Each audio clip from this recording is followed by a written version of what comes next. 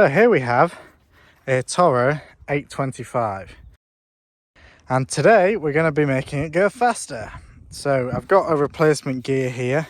So what we're going to do is we're going to replace this large gear on the rear axle with this smaller gear here, and that should make it go a fair bit faster. So I'm hoping for somewhere between 25% and 50% faster. So this is a manual gearbox, which is ideal for doing this kind of thing. There it is. Because then obviously you're not going to wear out your hydrostatic transmission that other mowers may have. So what we'll do is I'll start it. I'll put up the camera and drive past the camera to get an initial check, and then we'll swap over. So let's start it.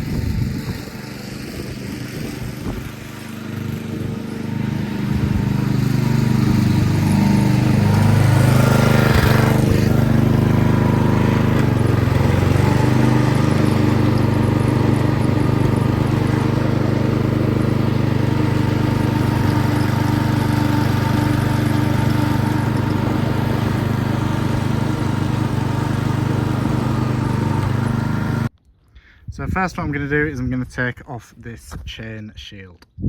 Okay, so next I've located the master link in the chain, so I need to undo that and then I'll be able to take this whole axle off. Okay, so that is the chain off, and there's a helicopter taking off as well.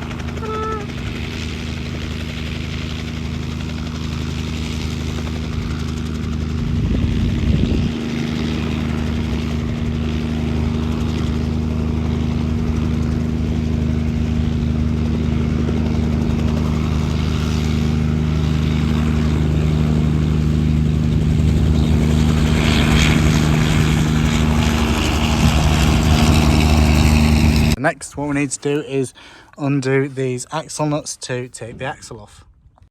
Okay, so I've taken the gear off now. Unfortunately, I can't get the wheel off. It's just completely seized. So what I'm going to do is I'm going to take apart the differential.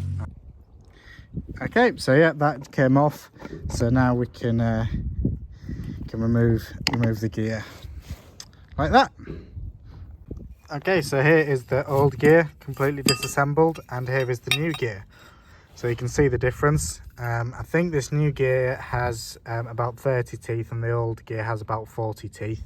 So this means that the new ratio should be 25% faster.